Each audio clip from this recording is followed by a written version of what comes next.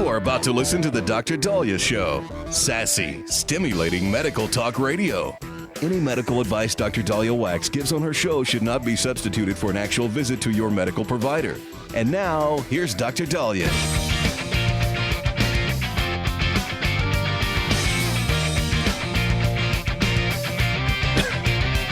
And we are back in the Dr. Dahlia Show. Thank you all for tuning in. 1-877 Dr. Dahlia, 1-877 DOCDALI. So we are being told that we might be closer to the Iran conflict ending. Markets, as a result, have soared. I believe the Dow Jones is, as of now, up over 500 points. NASDAQ, close to 400 points. S&P 500, close to 80 points, surging. And the reason why is there is a 14-point memorandum, one page, we are being told, that is being negotiated between senior Iranian officials and Trump envoy Steve Witkoff and Jared Kushner, his son-in-law. Impressive guy, I tell you. Both of them impressive. And the White House believes that this memo could finalize a framework to end the war within 48 hours. If signed, according to Daily Mail, a 30-day window would open for both countries to negotiate a larger agreement covering the reopening of the Strait of Hormuz, the lifting of all U.S. sanctions of Iran, and new limits on their nuclear program. The deal calls for Iran to halt all uranium enrichment for 12 to 15 years with automatic extensions if Tehran violates the terms. This is according to Axios.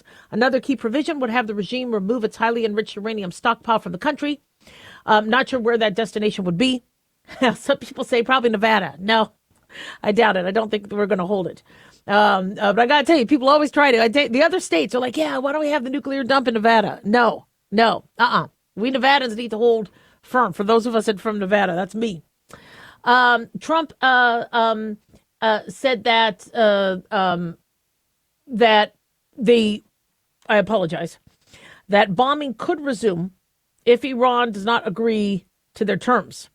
Now, the Epic Fury has, from the Operation Epic Fury, has been, from what we understand, not only in a ceasefire, but completed.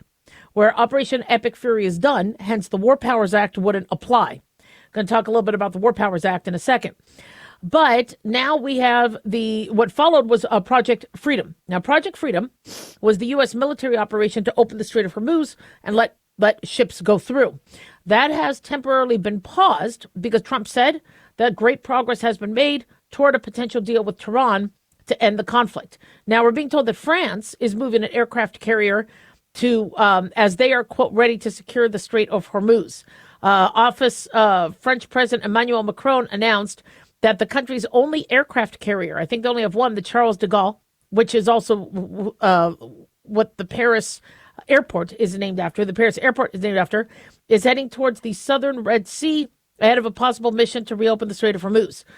We appreciate their one single aircraft carrier. I don't know if Trump necessarily needs France's help, but France is realizing that maybe they need to help. They said that the move is intended to send a signal that not only are we ready to secure the Strait of Hormuz, but that we are also capable of doing so. Since February 28th, according to Fox News, the French armed forces have been acting in a defensive posture alongside British and their other partners. They have worked on multinational initiative resulting in ad hoc planning involving more than 40 nations. They want to restore the navigation of the Strait of Hormuz. Well, it's about time these other countries help. But I think what's been happening, which we've heard from Trump and Marco Rubio, but I think anybody, with a kindergarten level, grade level can understand that, Iran should never be in control of that.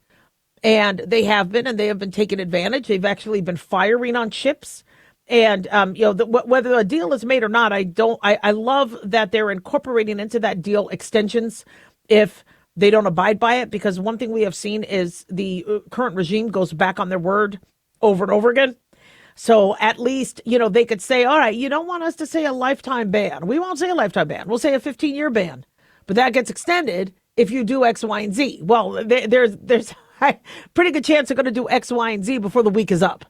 So I'm not overly optimistic that the end is here. But the fact that they're getting closer, and I know there's definitely incentive on all sides. because the gas prices have started to soar, even though America doesn't necessarily rely on that. The relationship's a little more complicated, and so our gas prices are going up. There's concerns about more, shall we say, domestic production versus being able to work with our international neighbors. And anytime there is a disruption of some other flow, it's going to affect us, even if it doesn't affect us directly, which has been explained by people who are much more expert on the situation than us. But Trump said, assuming Iran agrees to give what's been agreed to, which is perhaps a big assumption, the already legendary epic fury will be at an end, and the highly effective blockade will allow the Hormuz Strait to be open to all. So there's a little bit of a rush because of the War Powers Act. So with the War Powers Act is where if the president wants to, declares, Congress is the one that has constitutional power to declare war. However, the president is commander-in-chief. So Article 1, Section 8 of the Constitution gives Congress the power to declare war, but grants the president command over the military. Article 2, Section 2. So critics have argued that the 60-day limit that the president has through the War Powers Act kind of undermines his executive authority. And Marco Rubio yesterday in his press conference had said that the War Powers Resolution of 1973, the War Powers Act, is unconstitutional. And many presidents, almost all presidents, agree on that, even legal scholars. They say it restricts the president's ability to act swiftly in foreign crises, violating the separation of powers. And so, Marco Rubio says that, they talk to the Gang of Eight and they will, work with Congress because that's the nice thing to do. But the War Powers Act, every president, even before Trump, since 1973, disagreed with that. So the 1973 law initially allowed Congress to end a military action via a concurrent resolution, which does not require the president's signature. But then in 1983, INS versus Chadha, the Supreme Court ruled this type of legislative veto was unconstitutional. While Congress amended it to a joint resolution, which means the president can veto, many think that framework is, inherently flawed. And so what people are concerned about is, let's say the president has to rescue, in Gaza, American hostages. If he can't do it in 60 days, he's commander in chief. So,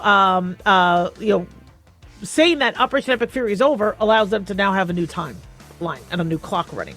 1-877 Doc Dolly. Don't go away.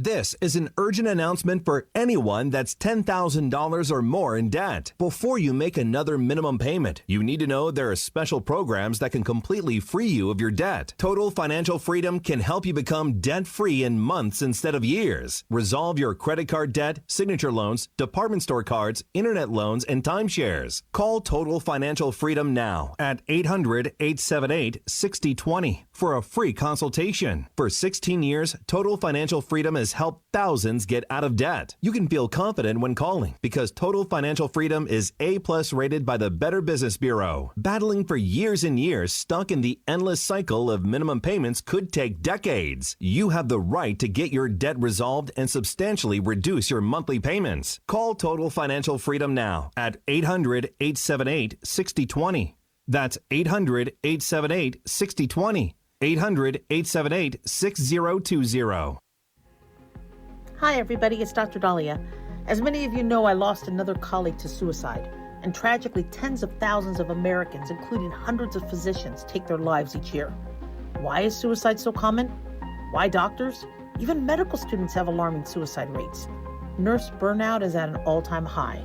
Maybe it's the monstrous workloads we face every day. Maybe it's because of burnout, malpractice suits, online reviews. Medicine has changed so rapidly that it's almost unrecognizable to those of us who entered this field and wanted to take it by storm. But there's not a lot of resources out there for healthcare providers who deny that they are struggling or at risk. So my book, The Depressed Doctor, aims to change that for both the physician and medical student and anyone else who is struggling. Find The Depressed Doctor on Amazon or at drdahlia.com. And if you are currently struggling, call or text 988, the National Suicide Prevention and Crisis Hotline. Don't wait. The silence is killing us.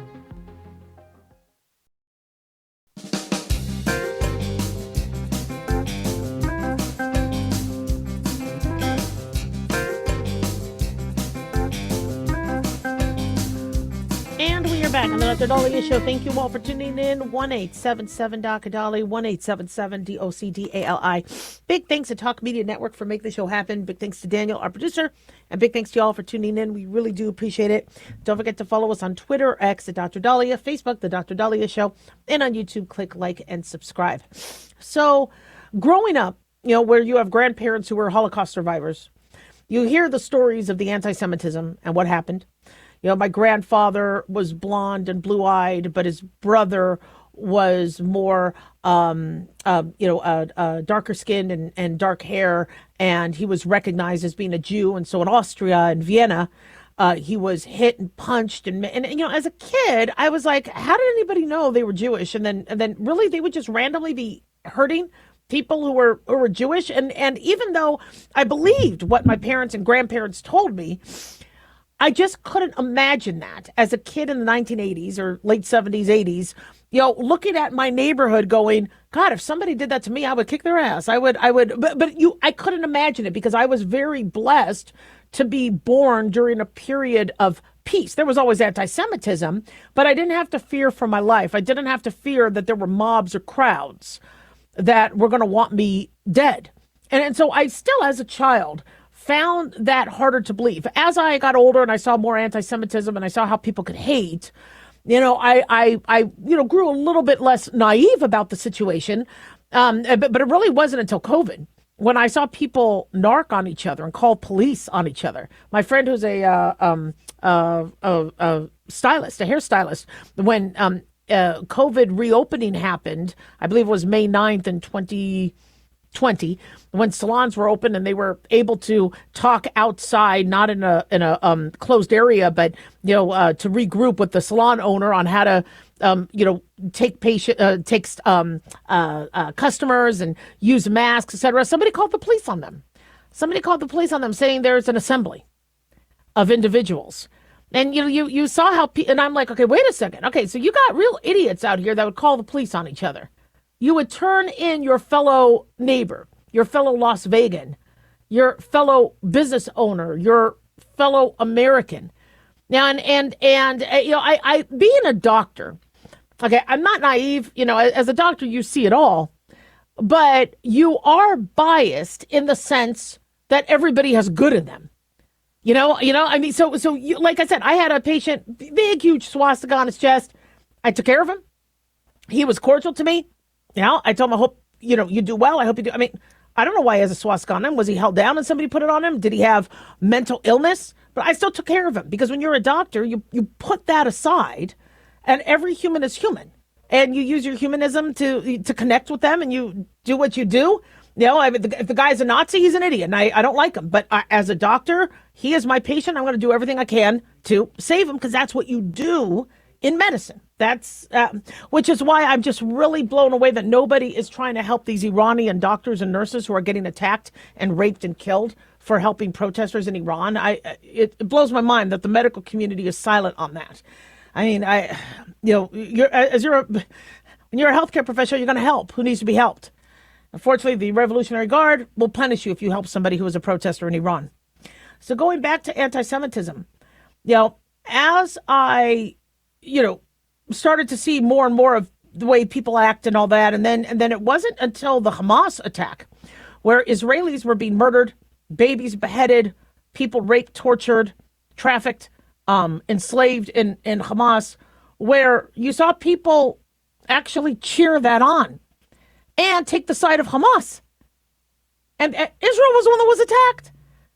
And, it's really been very sad for me the last few years because I have seen who I thought were Americans who, all men are created equal and we fight for, everybody and we want to make sure that nobody gets hurt or killed or succumbs to terrorism or anti-Semitism or bigotry or racism. And you see people like, well, it's Israel. And what? Well, we don't like Israel. Why not? Because of the whole entire Middle East, that little sliver of land that Israel has upsets you? I mean, what is it because Israel is existing so the Holocaust can't happen again and Jews have a place to go? in case, there is anti-Semitism or people want Jews to die. That doesn't happen. Nobody wants Jews to die. Really? Well, look at this. In New York, a mob descended on a Jewish neighborhood, and they were not saying, yay, we love everybody, and we're not biased. In fact, they were saying that Israel should not exist. They clashed with cops. They put swastikas on homes and synagogues. I mean, it wasn't a Kristallnacht, but we're getting there. And apparently, they were waving Palestinian flags. They were saying Palestine will never die. Nobody wants Palestine to die. Stop the sale of stolen land. And they go after American Jews. Then they went after the police. The police were trying to control the crowd, and then they went after the police. Now, from what we understand, Zohran Mamdani has earlier in the week condemned anti-Semitism. He says he stands with our Jewish neighbors, but he hasn't said anything yet on this latest mob that descended on a Jewish neighborhood. Now, when you look back at what happened with the Nazi Germany and the rise, and you saw the elements of anti-Semitism and things that were being done, when you're Monday morning quarterback, you're like, well, look at what they were doing. Why didn't anybody step in? Why didn't somebody say you can't be doing that? Not only to Jews, but to German citizens or to Polish citizens or to Austrian. You can't be doing that. Well, now we're seeing this again, like pre-Nazi Germany again, but we're seeing it in one of the most robust Jewish populations. And if people are getting away with this in New York City, Jews are in trouble. Now, don't underestimate us, okay? Many of us carry. Many of us will fight. We saw what happened to our grandparents and our great-grandparents. Never again. But I'm just blown away at how human nature can be. And you look at this. You have a synagogue, a place of worship. You have a person's home, and you're going after it because you don't like what's happening in Israel. I mean, a shift in the world away. I mean, the fact that people will look at you, the color of your skin, your creed, your religion, and then accuse you of something that you're not doing just because you're of that religion or you're of that race. Okay, I thought that's something that Americans don't want you to do. Okay, you don't discriminate against anybody on, somebody could be doing something bad, and you don't, and it doesn't mean anybody who looks like Jeffrey Epstein or looks like O.J. Simpson or looks like, I don't know, Charles Manson. Yeah, you don't go after somebody just because you think there's a relationship. And that's what these people are doing. They think that it is in their purview that it's completely justified to go after a Jewish neighborhood because they don't like Israel existing. When, by the way, I believe it was Jordan who didn't want a Palestinian homeland back in the 40s. It wasn't Israel. Israel wanted to, there was going to be the Israel homeland and the Palestinian homeland. And it got rejected by, I believe it was supposed to be in Jordan, because, at the time, the leaders are like, but we can't validate a Jewish state. So we have to say no. Well, I mean, don't blame Israel. There's all these Arab countries that can be home as well as Israel. But no, it's all about, you know what? We're going to go after this New York Jew. We're going to go after this synagogue. And the fact that you see people taking part in this and cheering it on. And that Hassan Piker, that podcaster who, in so many words, supported what Hamas did, this is frightening. And so, for those of you who think, you know what, I'm in the clear, this is just on Jews, so people are just going to go after the Jews. Well, you saw Sophie's choice, okay? All right, the Nazis didn't discriminate. Not only did they go after Jews, they went after anybody who they thought was against the Reich, whether you were Polish, etc. I mean, this is, the hate will extend to anybody. And you will be a target in a matter of time. It might not be this week with a swastika on your house, but it'll be in another fashion in the days or weeks or years that follow, unless we crush the hate, unless we stop what's happening. We don't tolerate this. You think you could put a swastika on a home, or you could try to crystal knock the neighborhood and be, well, you know what? Yeah, it's okay because, we want to free Palestine. Yeah, well, Hamas is the one running Palestine. So I mean, we're trying to free Palestine from Hamas. That's where I think we all kind of agree on, because Hamas is running it. But no, they want to just use it as an excuse. Everybody's using this as an excuse to direct hatred towards Jews. I gotta tell you, we Jews are ready, and we're gonna fight. But we do need everybody else to help condemn this. Come on, man. 1-877-Doc-Dolly. Don't go away. At Hot Shot Secret, we share the science behind common diesel problems and their solutions. For example, diesel fuel cetane levels. in many states, the cetane rating in diesel fuel is 42 to 45. Most diesel engines operate more efficiently with a cetane rating of 48 to 50. One treatment of Hot Shot Secret Diesel Extreme will raise your cetane 7 points, increase fuel economy, and improve cold starts. Due to a cleaner burn, there are less hydrocarbons and particulate matter in your exhaust. This reduces the blockage of your diesel particulate filter. Using Diesel Extreme generates 83% less DPF regeneration. The 6-in-1 Diesel Extreme formula also includes the most concentrated detergent on the market, lubricity enhancer, water demulsifier, rust and corrosion inhibitors, and a fuel stabilizer. Hot Shot Secret Diesel Extreme is available nationwide at truck stops, fine farm and auto stores, and online at hotshotsecret.com. Hot Shot Secret, powered by science.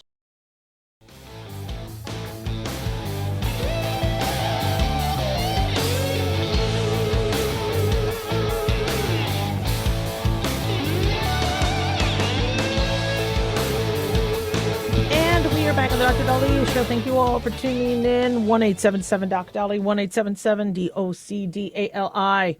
So we're getting a little bit more information on the Hantavirus outbreak of the cruise ship, the MV Hondias, which is, I believe, a Dutch flagged cruise ship. We have had 3 individuals who have died thus far, one hospitalized. I believe a man from Switzerland, has tested positive and has been isolated. And health authorities in Switzerland confirmed the man recently traveled aboard the MV Hondias, which is the cruise ship. And officials said the man sought medical care after developing symptoms, was immediately placed in isolation. His wife, who traveled with him, is self-isolating but has not shown symptoms. Now, I'm a little confused if he got off the ship or if he was on the same ship, because currently the ship is still en route. I believe they're going to the Canary Islands at this point. But we have a Swiss man who, according to Fox News, returned from a cruise. So I'm not sure if the same ship and different trip. So it's a deadly rat-borne virus, 40% mortality rate with hantavirus. Has already killed 3 people. Now, where we have an update is, according to Daily Mail, they think it was brought onto the vessel by a bird-watching couple. This is according to Argentine officials. Investigators said a Dutch couple who later boarded the MV Hondias, if I'm pronouncing that right, Hondias, visited a landfill site to snap birds in the city of Ushuaia and may have been exposed to rodents carrying the lethal infection. Now, we're being told that 20 Great Britain individuals on board are going to be repatriated as soon as possible. They're going to be quarantined for up to 8 weeks. The Hondias will arrive at the Canary Islands on Saturday. Local authorities were overruled by Spain's prime minister and ordered to allow the ship to dock so passengers and crew members could be checked by medics.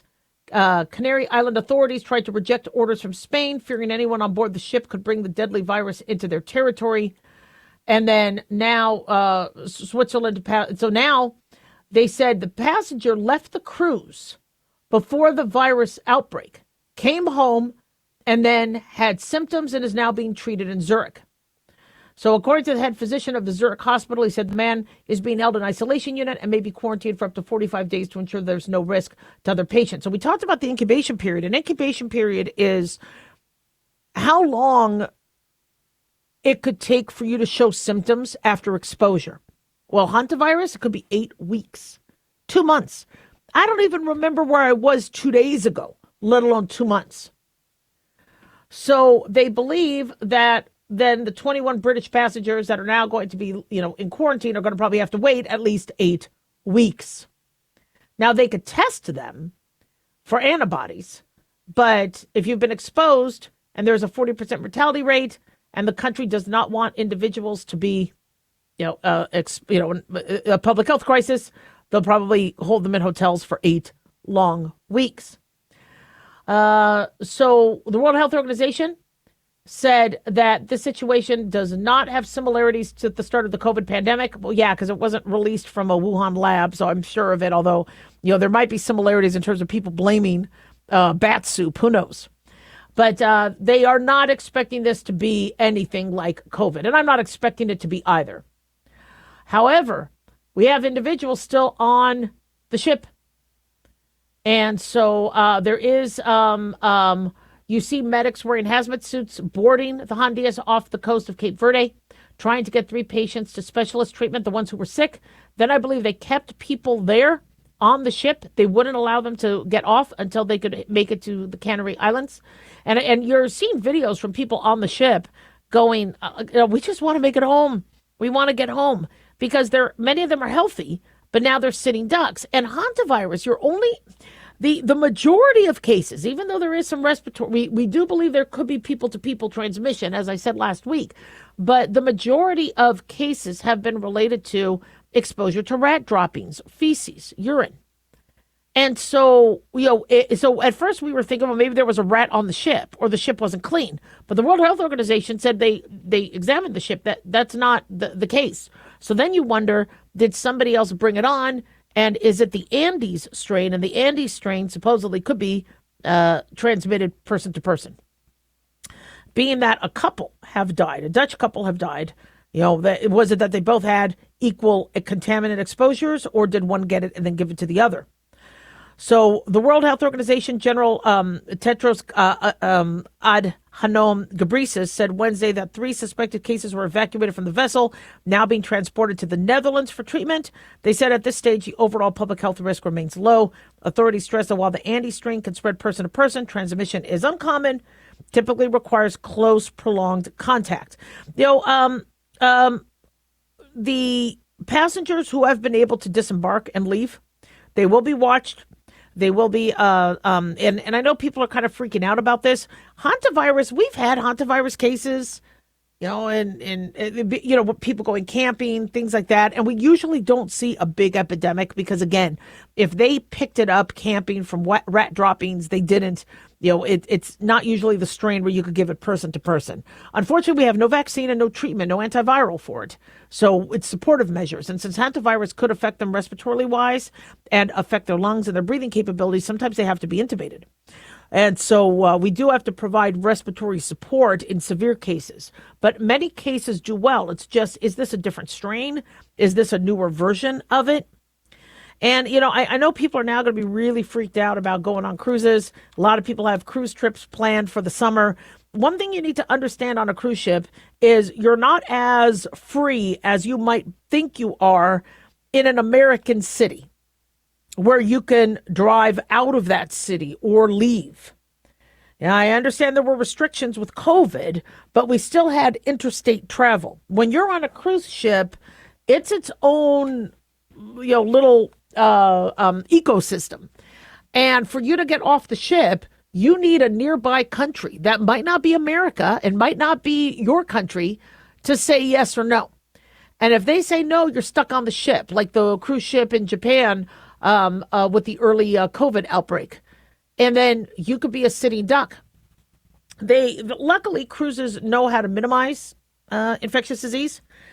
They'll tell you to stay in your room. They'll increase ventilation. They'll figure out how to bring food to you. It's not going to be fun. The cruise is ruined, right?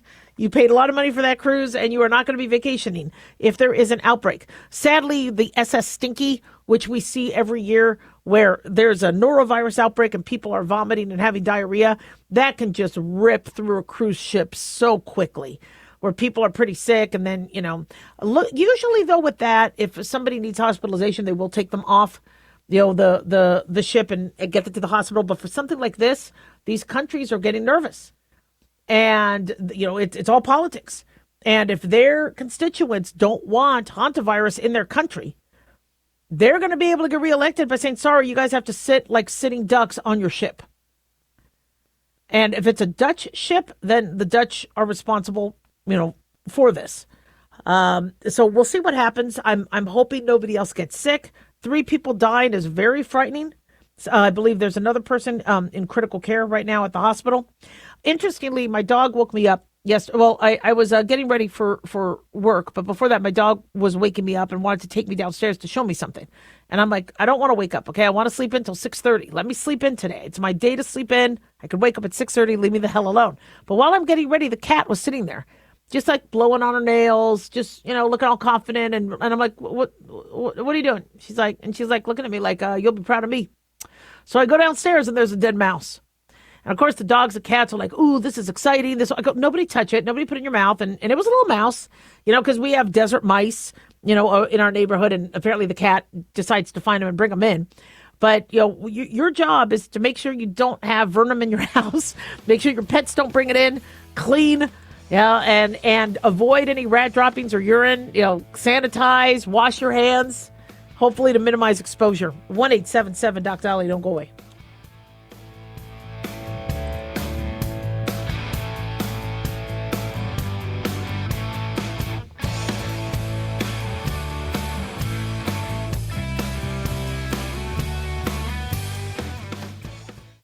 Carl Amari here to tell you about our newest website for old-time radio lovers. It's 100radioshows.com. At this site, there are 5 old-time radio shows waiting for you to download free as our gift to you. And be sure to browse the additional 700 old-time radio shows available to you for 70% off by using the promo code RADIO at checkout. This is a limited-time offer, so log on to 100radioshows.com. That's 100radioshows.com. Have you ever thought you'd like to buy and sell houses but didn't know how or where to get the money? My name is Ron LeGrand, and over the past 40 years, I've bought over 3,000 houses without using my money or credit and taught thousands to do the same. Today, even in a virtual environment, we buy nice houses in nice neighborhoods using no banks, realtors, contractors, or other costly entanglements, and build huge cash flow and wealth without the hassle of tenants, all without credit and little or no money. You don't need a license or experience, and I'll show you exactly how it's done.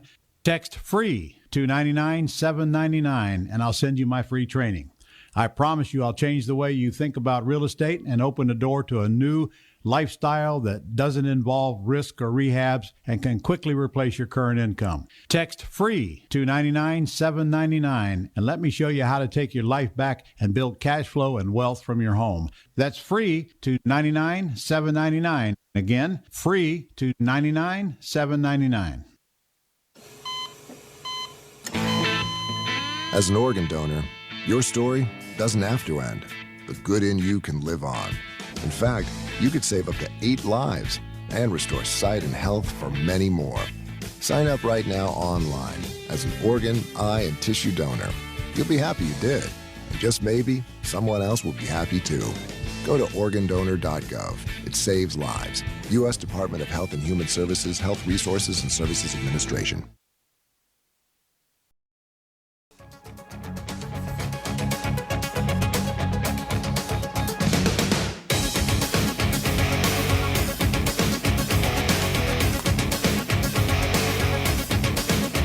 And we are back on the Dr. Dolly Show, 1-877-DOC-DOLLY, 1-877-DOC-DALI. So a headline caught my eye saying that more Americans fear running out of money than dying. And I'm like, really? Really? So I'll tell you what the poll shows. But this is a topic that we're going to start to see a lot of, where people are really worried about their financial security. And I'm wondering if what I think will help those survive, the survival of the fittest, is those of us who did have times in our life where we were poor. God forbid anything happens financially. I know what to do. I know what apartment, what to do for public transportation. I'm comfortable with bus routes, with what, I mean, I if I don't have a car, if I don't have a home, I know how to live in my car. I've had to live in my car, for some time. I know what to do. I have a plan, and it's not as frightening to me because I know what to do. And I'm blown away at how a lot of people are like, I've never been in this situation. What do I do? Well, you're going to rewear some of your clothes. All right. You're going to, rely on some friends. You're going to, maybe do, you have a plan. And I don't think people plan ahead. And interestingly, they say the Gen X's are the worst, that my generation is the worst equipped for financial vulnerability than the other ones. And I think maybe the reason why is, so when I was growing up, so for me, I grew up in the 80s. And I feel really blessed to have grown up during that time. Because I had family who suffered from the Holocaust, and then, post-war, even though the 50s was a really good time for Americans, it was just, for me, I just thank God it was the 80s. I just love the 80s. I do love the 50s music, but for me, 80s. And so for me, it was, look, figure out a way to get through school, borrow, work, do what you have to do, go to community college, get yourself through school, get a degree. If you get a degree, you're going to get a job. You're going to get that job. You're going to work. You're going to save money. And then there's going to be some Social Security for you, and you'll make good. Right? Don't owe anything on your house. Try to, or get a low rent place. Don't have fancy cars. Don't overspend. And always have like 6 months worth of income in your account, although that's kind of difficult to do nowadays, and so, we kind of were like, well, as long as I do this, and this, it's all going to work out. And I think Gen X has had a lot of optimism over things. Millennials, more practical thinking. Gen Z's, even more practical thinking. So hence, when this poll came out, no wonder Gen X didn't do as well. They said Alliance Life Insurance Company, North America, said that Generation X harbors the most economic anxiety, with 73% fearing for their finances over death, followed by millennials at 69% and baby boomers at 59%. They say Americans, according to Kelly LeVigne, Vice President of Consumer Insights at Alliance Life, Americans are well aware that preparing to fund a decades-long retirement is a big undertaking. Rising costs and ongoing economic uncertainty are making people wonder if their savings will run out. So you see, for me, I learned early on, you can never have enough in savings. There's always something that happens. I think the reason why is growing up, whenever we felt like we were finally making a little bit of headway, something would happen to the van. Or a family member would be sick and would need to either go into the hospital or nursing home or live with us. So there was always something. Anytime we thought we were getting a little bit ahead, something fell through. And so I've always learned to expect the unexpected. Now, I remember I was in 8th grade going, okay, wait a second. I might not have to go to any more schools. I've been to 8 schools. Actually, I was at 7 schools at the time. No, was it 7 or 8? It was at my 8th school. And I go, okay, you know what? I think we're going to have a little bit of now some, consistency. Maybe then the house burned down. Then I had to live in a motel. And then I transferred. I don't know what happened then. And so I've just, for me, have never expected there to be that, longevity and that homeostasis and a consistency. I've just never expected that. But I think a lot of Gen X's have. But to fear financial vulnerabilities over death, I fear death. I don't necessarily fear. I mean, I don't want to die, but I hope God will let me go to heaven. And I'm a little worried that, like I said, I look at life as this is a job interview. God's watching all of us, and then He decides where He puts us when we die. And I fear He's going to be like, okay, she's got to be in a soundproof room because she's going to make too much noise. She's going to drive me crazy. So I got to figure out, what it is that God wants so that He's happy. So when I do get there, I'm like, I am ready for duty, sir. If they, if he's like, forget it, we're going to put you somewhere else. Just leave me alone. And I want to make sure I don't have to go, to hell, to be, if I annoy him. So I'm trying to do my best. I'm really, really trying to do my best. But they say 85% of consumers have carried some sort of personal debt. 26% of the workforce has sought help with emergency savings, paying down debt, and overall financial wellness, up from 13%. That's according to a 2025 Bank of America survey. And they say, according to an analysis from Harvard's Joint Center for Housing Study, 65% of working age renters cannot cover their monthly expenses after paying for housing. They say nearly half of all renters were cost burdened by rent in 2024. Now, let me just stop here for a second here. They looked at 1,000 adults aged 25 and older.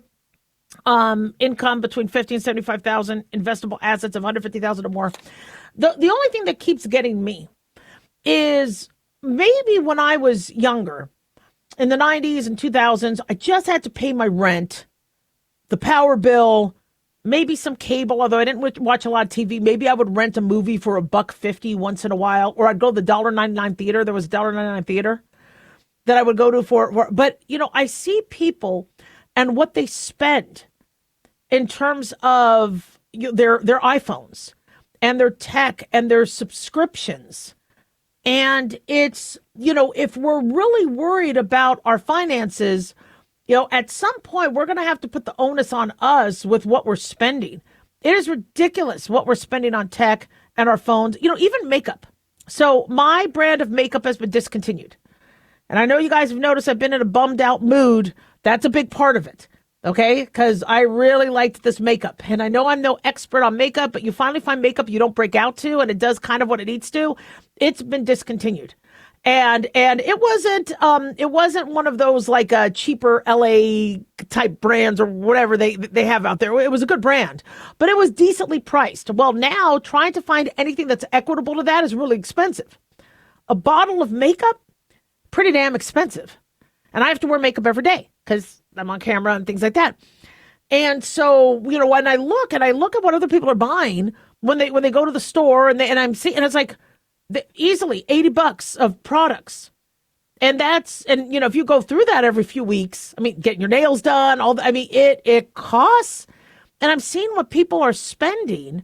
And, before, gosh, in the 90s, I would color my hair at home. I would just use Clairol or something. Yeah, and so I think lashes. Now all of a sudden people have lash expenses. Getting your lashes done can be pretty costly. And I'm seeing what people are spending money on. And, maybe, we need to kind of rethink. And we're going to have to take a stand as it pertains to, Apple and their chargers and these AirPods and these all this tech that we're buying is getting pretty flippin' expensive. And here's people worried about rent. But then why are you spending money on all this other stuff? And I do it too. I have not bought a new blouse in probably a year and a half. I think I bought this 2 falls ago. That's why it's a fall color. And yes, I'm wearing it now in May because it's a different shirt and it was clean. Okay. But I'm trying to save. I'm trying to, figure out what I should spend my money on if I have any extra. And so when you hear people are really that worried, one thing I want to ask is, what are you doing with your streaming services? And what, have you been limiting some of those? Are you buying NFL and ESPN and Prime just so you can watch the football? Although I get that because I like to watch football too. 1-877-Doc-Dolly, don't go away.